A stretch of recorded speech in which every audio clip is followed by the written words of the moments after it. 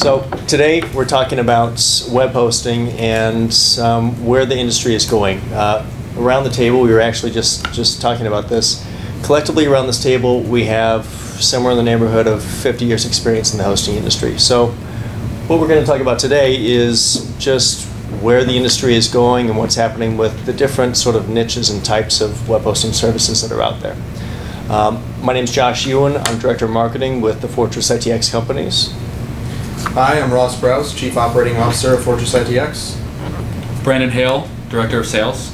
Salvatore, Director of Datacenter Operations. So I'll start.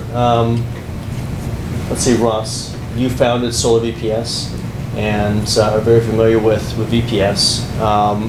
When I got into this industry, back in the late 90s, I sort of cut my teeth on shared hosting and dedicated hosting. That was sort of my context for understanding, the infrastructure behind sort of the web development that I was doing. It wasn't until later that sort of VPS and now in the past few years cloud had come about. Can you sort of talk about that transition and your involvement there and how the industry has adapted? I mean, honestly, the first time I ever saw VPS was back in 2002, I want to say it was, when I used to work for this company, way back then, 10 years ago. And we were just getting into Virtuoso 2002, 2003, which was basically the start of VPS after, we had free BSD jails and what was the other one called? Free BSD jails, the thing JVDS offered. What was that called? It was jails. No, not the jails one, the other one. You're asking me to go way back. You're going to have to give me a minute. It was based on CentOS. There was containers, there was jails, there was... There's another one, and I just can't think of it. It was on the tip of my tongue, and then it was like, whoop, and it was gone. Yeah. And there was another one, and I remember because Russ Foster is the guy that did it with VPS Colo and JVDS back in 2003, 2004. And you just can't think of it. Yeah. No. We should call Russ and ask him. So anyway, that was basically what was going on back then. And SW Soft at the time came out with Virtuoso, and I remember us playing with some of the first Linux versions, and it was bad. It was really, really bad. In fact, I remember one of our clients, who is still a client today, one of our larger clients, constantly complaining about it incessantly. His first name starts with an L. And he was just going berserk about how terrible Virtuoso was. Mm. But it came into its own, and by 2005 when I started Solar, it was really a great product. And there were a lot of people using it, and it became very popular. And I think the sort of, I think what was attractive about it was that you either had a little $10 or $15 shared account that you could get, or at the time it was like a $350, $400 dedicated server with 100 gigs of transfer, if you even got that. A 20 gig hard drive, a 40 gig hard drive. And probably a contract on top of it, A contract, 512 megs of RAM. I mean, bandwidth was at the bottom, RAM was at the bottom. I mean, it was as low as you could go. It was interesting to see this VPS sort of come out into the scene because for 40, 50 bucks a month, you had sort of the same specs, and you were just shared on this server. And so that was really attractive, I think, to a lot of people. The problem, of course, was that you had now full control over your server. So it wasn't just a matter of, I've got a cPanel account, I can set up mailboxes, I can set up websites. I've got root access, and I can really do whatever I want, which includes breaking my server as badly as I can possibly break it. So I think... Which is a support, obviously, and that really changed the dynamic of support. You look at companies like HostGator, you look at companies like 1-in-1, you look at companies like GoDaddy that have these massive shared hosting customer bases. And that's not something that we really did much of. And Dedicated now started as a dedicated server company, Solar as a VPS company, and other than our very, very old brand Pegasus Web Technologies, which was sort of like half shared, half dedicated, we kind of skipped over a lot of that massive shared hosting industry and went right into the higher end managed stuff. So I think it's interesting to see how that's sort of come about over time, and now as we've moved into cloud, it's just sort of like a hybrid of all those different technologies. You have the best of shared VPS and dedicated all under one roof, which I think is where everything's going at this point. I think that we're still going to see shared as time goes on. I think we're still going to see dedicated, but dedicated tends to be now more of a infrastructure piece of the puzzle than it is really a service unto itself. There's still people buying them, of course, but it's such a critical part of the infrastructure to build out virtual private servers. And shared hosting is becoming something that, or has become something that you get along with registering your domain, or getting a fiber connection into your home. And it's just sort of that free service that comes along. And some people buy more. They need specialized Windows hosting, so they need SQL Server, and they're going to go to a company and pay them $50 a month for a little Windows shared hosting account. And that's still going on. But I think as these cloud platforms grow and grow and grow, we're going to see a lot more people going into these virtualized environments. Don't you think that everything would just become blended in the future, rather than having 3 different hosting segments: shared, virtual, dedicated? Or forward cloud. Do you see it all just being in once? Whether it's the cloud, you call it the cloud, or if it's just hosting, it's all one. And it's, rather than having a different product or service, you're just given a smaller piece of the pie or resources that you have, and with it, you do what you want. Rather, that is limited control or total control. You can do everything you can accomplish today. But by definition, isn't that different products? People are still going to want a website for their, music studio, or for their whatever it is that they have. They're still going to want a single website with a couple email addresses, and putting them on, even on a cloud instance, like a VM type stuff, that's going to be way overkill. So there's still going to be people that want the $2, $3 a month shared hosting. So you're still going to have shared hosting. You're still going to have the people that want to settle them, so you're still going to have either VPSs.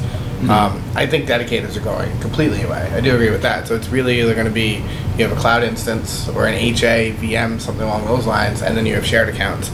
And then you have the infrastructure for the people that want to run, clouds or stuff like that. But so that's evolving as well. I mean, the shared hosting accounts, you're starting to see a lot of this distributed hosting stuff. Right. So they're leveraging dedicated and virtualization technologies, virtualization being the software, dedicated being the hardware, to build out these massive distributed hosting networks. Media Temple was one of the guys that did this way back when with their Grid product, and that's all shared hosting. That's all that it is, but they're utilizing virtualization and dedicated servers to make that a reality. So it's kind of like a steps 1, 2, and 3. You have hardware, software, and then sort of the service that goes on top of it. Right. VPS was a service that was brought about because of virtualization. Dedicated now was a way to productize a piece of hardware. Shared hosting was there because somebody figured out how to write a hosting control panel and had to offer these little accounts in mass quantity on a dedicated server. So it's all how we're leveraging that hardware and software to offer it as a productized service to our clients. So I'm curious, and I've got to ask, when VPS came around, I absolutely agree that it was a nice middle ground, both in terms of control and let's call it jailing of resources, and price point between shared and dedicated. But did you ever get the sense, any of you guys ever have the sense that was something that would end up replacing either shared or dedicated? Absolutely. Yeah. Well, isn't it because of it was a new technology? There was a lot of demand for it. It was something that you had never seen before. It's not even that. It's if you take how the technology as far as the hardware goes and has gone in the past. Yeah, the advances may have slowed down in the last, decade or so, but the advancements, as in, the double the speed every generation of CPU, the double of RAM the speed every generation of RAM, that has slowed down in the last at least 5 years. But you can see that the hardware was vast, outgrowing the capacity of most people what they were using for a dedicated server. Right. So the only natural progression for it would have been, now you have this hardware that's way too powerful to run 99% of single sites. You're going to start sharding it up some way or another. You're either going to start doing massive shared hosting on it, or you're going to start doing VPSs, and VPSs made the most sense because within your VPS you could do your shared hosting, and it allowed for portability between servers and machines and stuff like that. So once the VPSs came out and was really a predominant force, there was no stopping it. It was going to take everything over. But it really hasn't, though. We still see the big shared hosting companies. We still see Just Host, Bluehost, HostGator. But how many of those are running on top of a virtualization platform? But it's not VPS in the sense of VPS hosting. But it's not dedicated service either. It's not, but you can still get it for $6 a month, and you're still sharing resources with it. But you also have different quality, right? Sure. The demand within the market varies based on the consumer. And you have people, as you do within any market, that don't care about quality, they care about the price. They don't know about quality. But they're also willing to sacrifice that Sure. quality to have a cheaper But maybe price. they don't even know. Maybe they have no education on it, and Right. so they just go for what is price, the attractive price, because they don't know they don't know the underlying infrastructure there. They don't know, about uptime. They don't know about maintenance windows. They don't know about drive failures, RAID failures, network. They don't know how the network is built. They don't have the education to really understand that, hey, I need some redundancy in my data. Hey, my backups need to go, need to work like this. Hey, I need to take responsibility and accountability for these things, because they're just uneducated. But do you think that they need to be educated? No. The way I see it Not is at all. not at all. Because, I mean, if you think about it, 90% of the sites on the internet are not, I guess, really. Technology related. It's not even that. They're not livelihoods. Yeah. You know, You're it's taking personal sites, blogs, just blogs, personal sites. Right. Somebody who signs up for like a DreamHost account and gets 100 domains, puts them all on there. Some of them may be critical to that person's livelihood, but the majority of sites on the internet they're just sites on the internet. So, I mean, you don't. I was thinking about this last night and thinking of an analogy, and if you remember back in the late '90s, SUVs were huge, right? Everybody had to have an SUV, right? And if you look even further back, I mean, a lot further back, we have Mercedes, BMW, Lexus. Back in the late '80s, early '90s, Lexus and Infiniti started entering the luxury vehicle market, and they sort of had their heyday. And then 10 years ago, we had the Prius and these smart cars now. They all had their heyday, but they're all still on the road.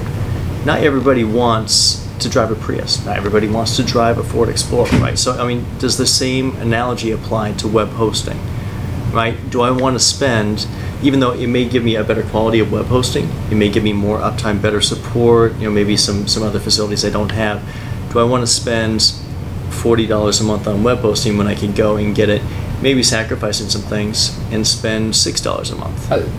I think the consumers in the market will dictate that, but I think new advancements in technology to make the experience both on the support side and for the end user easier to manage, easier to use. Right now, if you think about it, dedicated servers, shared servers, VPS servers, they're all running what? On a dedicated server, dedicated infrastructure. A lot of times, especially for those offering price-driven services, it's on commodity hardware. It's on hardware that will inevitably fail, and when it does fail, the customers on those services are going to be affected. Their websites, their e-commerce sites, their blogs, whatever it is going to be impacted. So with cloud and with our ability to scale and bring in the redundancies from the infrastructure side that make his job and his team's job a lot easier, those benefits that he gets passes down to the customer. Where in terms of if hardware fails and you have 200 customers on that dedicated server, they're not all going to freak out. It is okay. We bring them over here. And well, that's what I was saying earlier when I said how many shared hosts are leveraging VPSs or virtualization to do their job. Because if I don't have to raise my prices, but make it so if the hardware that you're on as a shared hosting company dies, you just bring up over here. Right. I'm going to do that because it makes my life easier. So by default, your $6 a month shared hosting account may be on a high availability platform using virtualization, because that makes my life easier. It makes my services worth more to the customer. So here we're really talking about technology. No, it depends on who you are watching this, but I think as somebody in the industry, that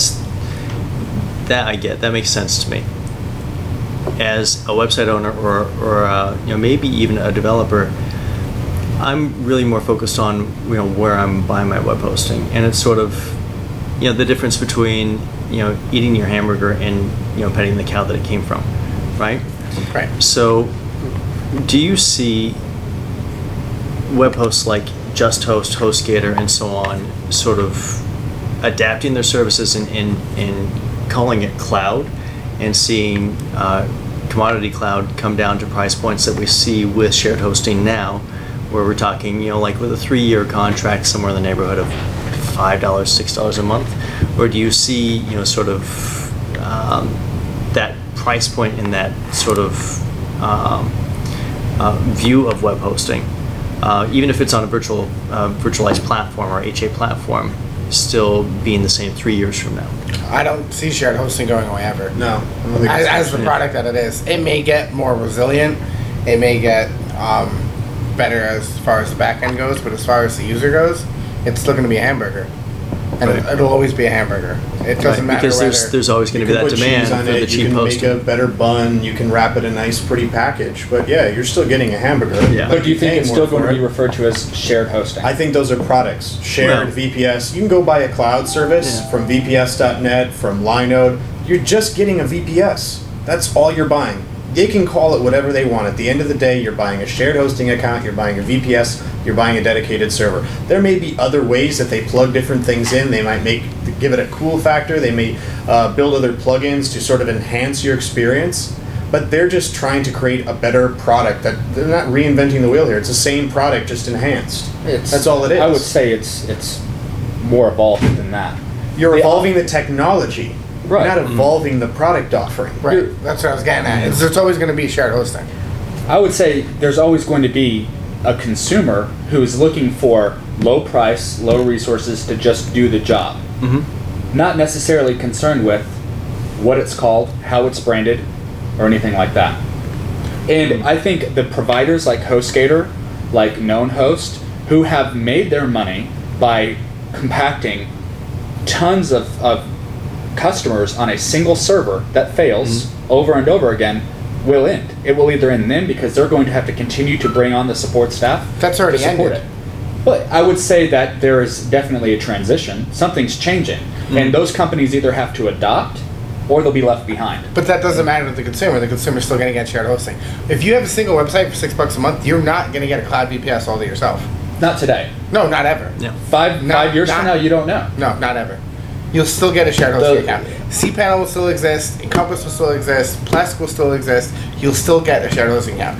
Because at no point in the future will it be more efficient for a host to slice off a VPS, a cloud VPS, for a $6 a month account than it will be to put a web hosting control panel on something. I don't know. At no point will it become cheaper for them to do that. Innovation may drive that. I think you're putting too much stock into what the end user believes about technology and knows about technology. At the end of the day, you don't care what technology exists in your Mac. You don't care what technology exists in your iPhone. You just care that it's a Mac or it's an iPhone, and everybody wants it, and it's cool, and it works, and it does the job. Until it doesn't work. But that's exactly how they look at it. They're buying a product.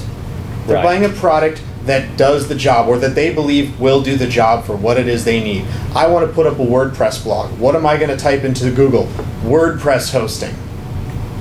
Okay. Right. I didn't search, virtualization infrastructure built on VMware. I searched WordPress hosting because I don't want to build out infrastructure built on VMware. I just want a WordPress blog that I can host. So I'm going to start buying from the first people I see come up for WordPress hosting. And that's what we're talking about. The people who are largely putting the money into shared hosting are doing that very thing. They don't care what VMware is. They don't care what Zen is. They don't care about OnApp. They don't care about any of these things. They only care about the fact that they want to put up a WordPress blog. That's it. That's the end of it. And as long as that product can cater to their needs and it makes sense to them and the price is right, they'll buy it. I agree. I don't think the consumer is going to change in their searching and how they find providers. They're going to go based on what they do today. They want something to host a Magento or an e-commerce site, a WordPress blog. Right, but that desire drives what we as providers do. Because we have to give the clients what they want. So we as providers are going to make decisions about how we're going to offer our products and services. But we're not just going to slap that desire in the face and say, I choose to ignore it. Now you can offer that to a subset of customers. You can say, listen, I'm working with a small niche of people here. I'm working with medical firms. And medical firms want this very specific type of product. But even in that case, you're still productizing for them. They're still coming to you because they need something that works for them. So we're not just as providers going to ignore that. We're just not going to ignore what people are looking for and say, hey, technology is so great, let's just wipe out shared hosting. Because it's going to be around as long as we say it's going to be around. I think shared hosting and all of the different types of hosting that exist today will be around tomorrow. But what I'm saying and how things will change is the productizing of those will change. I don't think people will specifically search for shared hosting, specifically search for VPS hosting. I think they're just going to search for hosting. And that hosting is going to be able to accommodate them regardless of what their needs are. So that it's not going to be as specifically tailored as it is today. You may not just see a dedicated server company, a shared hosting company, a VPS hosting company. You may just see a company that can do all on the same platform, and to the end user, it doesn't make any difference. You don't really see that now, though. You don't really see a company that can't do a wide variety of what hosting is. They can, but do they? Well, they all focus on what they do best. Like who? VPS.net. Do you go get a dedicated service from there? They do clouds. They have a shared hosting brand. They do all that. But they don't do. You're not going to get a dedicated server from them. No, but they have a variety for the clientele they're looking for. So Brandon, and this might be a nice way to sort of wrap up the video here is, Brandon, where do you see the market for shared VPS, cloud, and dedicated in, let's say, 3 years' time? For consumers or for the enterprise? For consumers as a product. If I was a webmaster going out to find hosting for my website, if I was going to move from my current host, what options do you think I would have 3 years from now? I think the demand will only increase. Because not just for consumers, but for the enterprise. Because the desire, even a requirement to outsource to improve your operating efficiencies, that's something that's going on today. The government's doing it. We're enforcing and requiring healthcare providers to do it. It's something that's a trend that's only going to continue. Now, the technologies, the underlying technologies and platforms running that, and how the companies decide to brand themselves and offer those products, that will vary, because that's how you differentiate yourself from your competitors. But I still think at the core, it's only going to continue to evolve and improve. And the demand for that will continue to increase. And I think with the technologies that come out, the barrier to entry, I think, will actually be harder.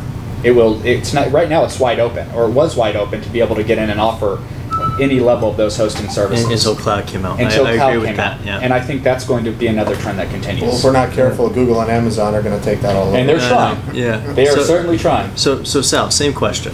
3 years from now. I think as a webmaster, or even as just a general end user, what you'll be searching for as far as a product is, you'll be searching for blog hosting. You'll be searching for store hosting. You'll be searching for stuff like that. You won't be searching for shared hosting or dedicated server hosting, at least as like a, just a webmaster. If you have larger sites, you might be searching for, like high availability hosting. Right. But the general term dedicated VPS shared hosting, those terms may end up going away, because you'll be searching for the specific application you're looking for that site. Because all the prices will come down to a point where you can tailor. I mean, it used to be, as a webmaster, you would try and have all of your sites with one provider. You try and get like a DreamHost account or something like that, where you could put 25 accounts on it, and you wouldn't really tailor the sites that you were designing or putting up to a specific application. Pricing is going to come down to the point where you can have one account here because they do, they were the best rated WordPress hosting. Right. You could do one here that's because it's the best rated store hosting. You'll be searching a lot more for the actual content related hosting, and not so much the actual for the application. Right. And you actually see a lot of share providers doing that now, and even players like VPS.net building in, and Solar coming out with images that are specific to applications like that. I mean, that's the way the phones went too. If you look at an iPhone, you look at an Android phone.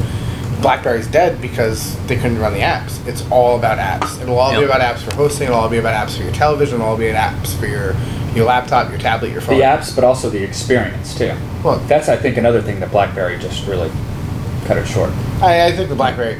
Well, it's off topic. Yeah, but it's still BlackBerry's in front of him. We're getting off topic. We're getting off topic. So all right. So Ross, 3 years from now, will shared VPS, dedicated and cloud hosting be around? And if so, in what would it look like? Honestly, I think the question's kind of irrelevant. No offense. Okay. What I see going on, and what I think is going to continue to go on, and probably will still be going on in 3 years, is you have this division. You have consumer-based, interest, and you have business-based interest. And the businesses are far more, they're far more educated than a consumer is. So a consumer will say, hey, listen, I've got an Amazon Prime account, or I've got a Gmail address. And these providers, these massive cloud providers, just start to upsell their customer bases. You can even see it inside of our industry. GoDaddy did it, HostGator did it, 1&1 did it. They can really offer anything under the sun. They plug the advertisement right into their customer's control panel or dump it into their mailbox that they're providing, and boom, they start selling additional services to these customers. They leverage their existing customer base because it's the cheapest form of advertising they have, and it's brilliant. And these guys like Amazon and Google are just going to continue to do the same thing. Email, hosting, anything that they can provide, there's no reason for them not to. We saw Microsoft start to do it because they were hurting. Hey, we got to start competing with our partners because we're losing out on money here. So I think from the consumer perspective, you're going to see more and more of that going on, and it's going to be harder for smaller providers to really get to consumers and sell mass quantity of anything, because you just can't compete with Amazon and Google. Right. So from our perspective, why try? Why try to compete with Amazon and Google? We are a business-to-business provider. We work with other businesses who are educated. We try to educate them, and we offer them a service that they're not going to ever get from one of those companies, because it's not in the best interest of one of those companies to offer that type of service. It's too high touch. It's way too high touch. But that's what we can do better, because we can cater to a smaller subset of clients who are on longer contracts, who are paying better profit higher margins. Exactly, higher dollar values that translate to better profits. And I think that's the way we're seeing all of this going. Mm-hmm. So as we build out images in our app stores, and we understand what our clients are really looking for, we have to continue to advance our internal systems and our customer experience and give them what they need to help them manage and maintain and grow their businesses. And as long as we stay on that path and we continue to grow our customer base with word of mouth and improving the service, I think that's where we're going to see providers like us and our competitors going over the next several years. And there's just no point in any of us really competing for that small margin hosting. There's just no money in it anymore. And if guys like HostGator and GoDaddy want to continue to do it, great. UC domain registrars have done the exact same thing. Enum has a whole host of hosted services that they provide because they had such a large customer base from domains. Right. And providers like us don't have that. Providers like SingleHop don't have that. Providers like Firehose don't have that. And so they do what they do best, and that is creating this infrastructure as a service offering to these higher end clients who are willing to pay more money for the experience. I think that's a nice way to wrap it up here. So thanks for joining us.